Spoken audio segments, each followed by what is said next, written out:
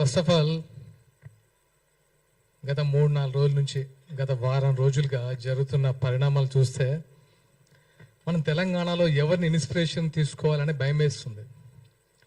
ఎవరైతే మేధావులు, ఎవరైతే మంచి విశ్లేషకులు, ఎవరైతే యువతకి ఒక మార్గదర్శకులు అనే వాళ్ళే ఇలా మాట్లాడుతుంటే నేను తప్పు చేశానా, వీళ్ళని ఇంకొక లెవెల్లో ఊహించుకున్నాను అనుకున్నాను.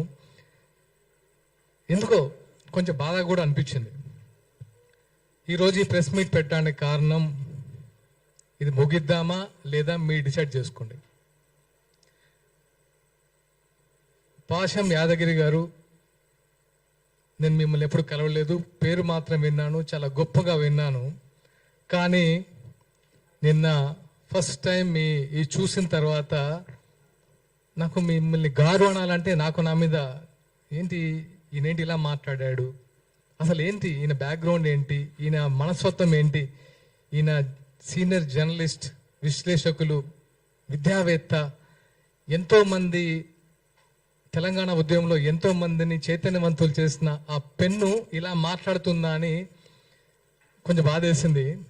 ఆయన మాట్లాడిన మాటలు మీ ఇంట్లో వాళ్ళకి ఒక్కసారి చూపించండి యాదగిరి గారు.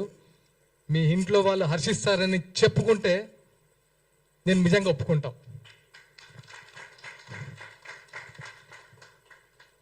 ఒక పర్సన్ పట్టుకొని మీరు ఎలాంటి మాట్లాడారో ఒకసారి మీరు మాట్లాడిన వీడియో మీరే చూసుకొని సిగ్గుపడండి. ఒక్కసారైనా సిగ్గుపడండి. ఎందుకంటే ఇంకోసారి తప్పు చేయకుండా ఉంటారు. నేను పవన్ కళ్యాణ్ గారిని అభిమానో లేకపోతే నాయకుడిగా చెప్పట్లేదు. ఒక మనిషి గురించి మాట్లాడడానికి అన్నోరా ఇంకేమన్నా? పాషం యాదగిరి గారు, మీకు తెలిసిన మీ మిత్రులు చాలా మంది మీ గురించి గొప్పగా చెప్పేవాళ్ళు. నేను నైట్ నుంచి సర్ప్రైజ్ ఇదా ఆయన గురించి చెప్పింది. సినిమా ఆర్టిస్టులకి సిగ్గు, నీతి, న్యాయం, శీలం అసలు ఏమి ఉండదా? ఏమనుకుంటున్నారు మీరు సినిమా ఆర్టిస్ట్ అంటే? ఒక్కొక్కరు జీవితాన్ని పలంగా పెట్టి ఆకలితో పస్తులుండి ఇక్కడ సినిమా ఆర్టిస్టులు అవుతున్నారు. అదే తెలంగాణ వ్యాప్తంగా. వాళ్ళందరికీ మీరు ఇచ్చేది ఇదా? వాళ్ళ సంస్కారం లేదా? నువ్వు యావత్ సినీ లోకానికి క్షమాపణలు చెప్పకపోతే నిజంగా నీకు మనశ్శాస్త్రి లేనట్టే. కనీసం నీ మనశ్శాస్త్రి కన్నా చెప్పుకో తప్పు చేస్తానని. ఎలాంటి మాటలు మాట్లాడతావు? గోదావరికని, లక్ష్మీపురం, మీరు ఏదైతే లెఫ్ట్ భావజాలం అంటున్నారో, మీరు ఇక్కడ ఆఫీసులో కూర్చొని మేము కమ్యూనిస్టులం అని పేపర్లు రాసుకుంటూ ఉత్తేజపరచం అనుకుంటున్నారో, అదే 25 సంవత్సరాల క్రితం లక్ష్మీపురం గుర్తుపెట్టుకుని పేరు విమలక్క గారికి తెలుసు. 20 సంవత్సరాలు జైలు గోడల మధ్య ఫ్యామిలీని, జైలు బయట మేము. అది మా మీరు పెన్నుతో చేశారు, మేము గన్నుతో యుద్ధం చేశాం. తెలుసుకోండి. మీకేంటంటే మీకు మీడియా ఉంది కాబట్టి మీ పేర్లు బయట వినబడతాయి. కానీ అప్పుడు మాకు మీడియా లేదు, మా గురించి రాసేవాళ్ళు లేడు, మాట్లాడేవాళ్ళు లేడు, వచ్చేవాళ్ళు లేడు. కనీసం రాజకీయ నాయకులు, పోలీసు బూట్ల చప్పుళ్ళు 24 గంటలు విని ఉలికిపడలేసే వాళ్ళం. అలాంటి ప్లేస్ నుంచి వచ్చాం. మాకు కొత్త కాదు ఇవన్నీ. మీరు ఏదో గొప్పలు అనుకుంటున్నారు. లెఫ్ట్ అంతకు మించి చేసాం. ఒకసారి కావాలంటే కనుక్కోండి. ఓకే, నాకు ప్రచార కార్యదర్శి అనే పదవి మొగలి రేకులు సీరియల్ ద్వారా నేను ఒక మంచి నటున్నాను, నాకు ప్రేమ వచ్చిందో ఇవ్వలేదు పవన్ కళ్యాణ్ గారు. నా బ్యాక్గ్రౌండ్ తెలుసుకొని, నాకున్న కమిట్మెంట్ తెలుసుకొని ఇచ్చాడు. గుర్తుపెట్టుకోండి. ఇక్కడ మేము తెలంగాణ బిడ్డలమే.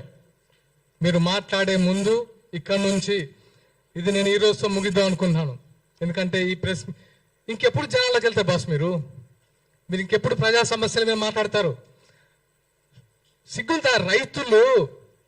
రైతుల అకాల వర్షంతో పంట తడిసి గుండెలు బాదుకుంటూ రోడ్ల మీద వచ్చి దాణే వేస్తుంటే ఇక్కడ మీరు ప్రెస్ మీట్లు పెడతారా? వాళ్ళ గురించి ఆలోచించారా? ఈ రోజైనా పవన్ కళ్యాణ్ ఆలోచించాడు. ఈ రోజు కదా, ఆ రోజు కౌలు రైతులకి సొంతమని ఇచ్చాడు. ఆ రోజు ఒక్క డబ్బు నుంచి డబ్బులు తీశాడా? చెప్పండి. ఈరోజు ఎంతమంది రైతులు రోడ్డు మీద పడ్డారు? రైతు అనేవాడు పంటేసినప్పటి నుంచి ఎరువులు దొరక్క రుణాలు దొరక్క అతి కష్టం మీద పంట తీస్తే ఆ పంట నెల రోజుల నుంచి కళ్ళాల మీద పడిగాపులు కాస్తూ అరే ఎప్పుడు వర్షం వస్తా అని గుప్పిట్లో పెట్టుకొని ఉంటే వీళ్ళు వాళ్ళని పడుచుకోకుండా ఈ సొల్లు మీటింగ్లు పెట్టేసి పవన్ కళ్యాణ్ ఒకరు దొరికారు కదా, మనకు మంచి ఫేమ్ వస్తుంది, మంచి మైలేజ్ వస్తుంది, ఈరోజు ఇంతమంది వచ్చి మాట్లాడతారని సొల్లు మీటింగ్ పెడతారా మీరు?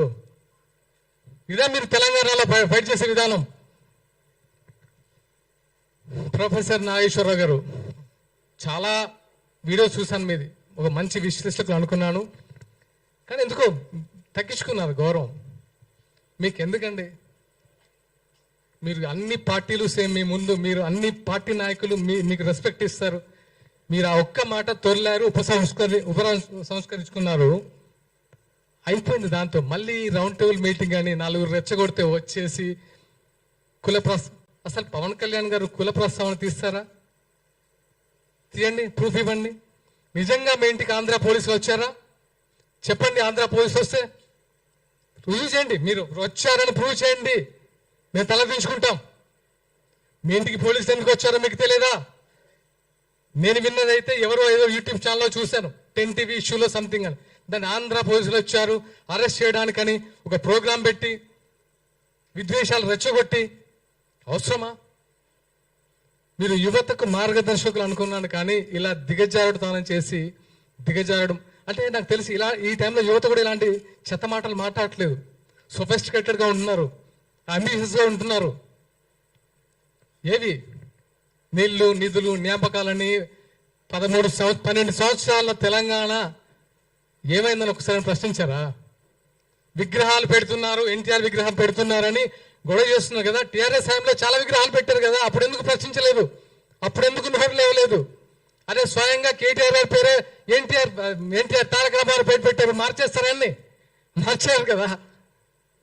ఇది కాదు కదా. సమస్యల మీద ఫైట్ చేయండి. మీరు ఫైట్ చేస్తే మేము వస్తాం, మేము వెనుక ఉంటాం, మీ ముందు కాదు, మేము వెనుకుంటాం. అరే ఫైట్ చేస్తున్నారు వీళ్ళు, వెనుక మనం ఉన్నామని. లెఫ్ట్ భావం ఇది కాదు కదా. లెఫ్ట్ భావాలంటే ఇలా తిట్టడాలా?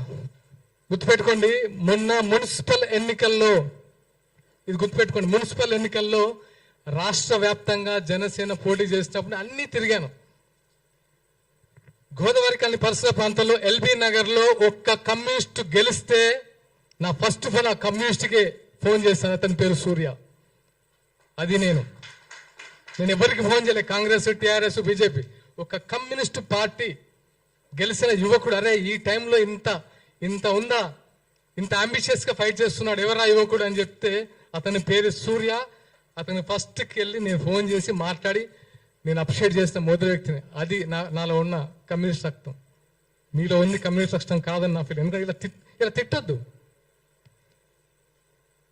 ఇలా తిట్టుకుంటూ కొట్టుకుంటూ ఏం సాధిద్దాం? తెలంగాణలో ఏముంది ఇప్పుడు సిచ్యువేషన్? తెలంగాణలో ఏమైనా ఉందా? మిగిలిందా? ఏమైనా సంతోషంగా ఉన్నారా? యువత సంతోషంగా ఉందా? వాళ్ళ ఉద్యోగాల సిచ్యువేషన్ ఆలోచించారా? మొన్న ఆర్టీసీ కార్మికులు సూసైడ్ చేసుకుంటున్నాయి కదా, వాళ్ళ సంతోషంగా ఉన్నారా? రైతులైతే వాళ్ళ బాధ వర్ణాతీతం. ఎరువులు దొరక్క, పంట చేతికి వచ్చిన తర్వాత నీట మునిగి, రైతు బంధులు లేక, రుణమాఫీ కాక, ఇన్ని సమస్యలు పెట్టుకొని మీకు పని పాట లేక రౌండ్ టేబుల్ సమావేశాలు పెట్టి ఏం చేశారా మీ జేబులో నుంచి? పవన్ కళ్యాణ్ గారు ఏం చేశారు మీకు తెలియదా? ఈ రోజు కాదు, 2009లో ఎక్కడో ఆదిలాబాద్ తాండాల్లో మంచినీటి సౌకర్యం కల్పించాడు. అప్పుడు మీరేం చేశారు? ఎక్కడున్నారు మీరు? ఎన్నో దాన ధర్మాలు చేశారు ఆయన. దాన ధర్మాలు కూడా అన్నాను. ఆయన ఒక మనిషి కష్టాల్లో ఉండంటే చేతికి ఎంత ఇస్తారు. అదే నైజం. ఊరికే మేము అట్రాక్ట్ కాము, సినిమాల వల్ల అట్రాక్ట్ కాలేదు బ్రదర్. ఆయన సినిమాలు చూసేవాడు అట్రాక్ట్ కాలేదు జన సైనికులు. ఆయన వ్యక్తిత్వం, ఆయనకంటే పెద్ద హిట్ ఇచ్చిన సూపర్ స్టార్లు ఉన్నారు, వాళ్ళకి ఇంతమంది ఫ్యాన్స్ లేరు. ఎందుకు? ఆయన వ్యక్తిత్వం. ప్రతి వాడికి సమన్వయం. ఆయన ఒక ఆకలి చూస్తే ఒక ప్రొడక్షన్ బాయ్ సరే అన్నం తినపోతే ఫస్ట్ అతనికి పెట్టి తర్వాత దాన్ని పెట్టించుకునే టైపు. అది తెలుసా మీరు ఆయన గురించి? ప్రతి ఒక్కరూ ఆయన గురించి మాట్లాడితే కనబడిపోతాం సోషల్ మీడియాలో. మన గురించి ఇలాంటి మేము వచ్చి మా బాధ పని ఇంకా చెప్పాలి. ఎందుకంటే ప్రతిసారి మీరు అబద్ధాన్ని చెప్పుకుంటూ పోతే ఇంకా నిజం చచ్చిపోతున్న భయంతో మేము వచ్చి ఇక్కడ కూర్చొని అది కాదురా బాబు ఆయన ఇది ఇది ఇది ఇది అని చెప్పి చెప్పి చెప్పి ఇంకెక్కడ ఫైట్ చేస్తాం ప్రజా సమస్యల గురించి? రెచ్చగొట్టద్దు బాస్. Enough enough. మాకు సహనం ఉంటుంది. ఇక్కడ నుంచి ఇలాంటివి పునరావృతం అవ్వద్దు. ఇది ఈరోజు ముగిద్దాం ప్లీజ్ ప్లీజ్. ఇంకా ఇలాంటి పవన్ కళ్యాణ్ని హైదరాబాద్ రాకుండా అడ్డుకుంటాం. ఎవరికైనా దమ్ముందా? ఉందా? మీకు దమ్ముందా? దమ్ముందా చెప్పండి, తెలుసుకుందామా? ఆపగలరా? మీకు రాజ్యాంగ విలువలు తెలుసా? రాజ్యాంగ హక్కులు తెలిసే మాట్లాడుతున్నారా? తెలంగాణలో జనసేన పార్టీ చాలా బలంగా ఉండబోతుంది. ఖబర్దార్ గుర్తుపెట్టుకోండి. మేము ఇప్పటి వరకు చాలా ప్లీజింగ్గా కూడా కాదు, అరే మా కళ్యాణ్ గారు నేర్పిన సంస్కృతి అంటే తగ్గాలి, మనం తగ్గాలి, తగ్గుదాం. కానీ మేము ఎదురు తిరగాల్సి వస్తే మాత్రం నిజంగా తట్టుకోలేరు బాస్, తట్టుకోలేరు. అది గుర్తుంచుకోండి.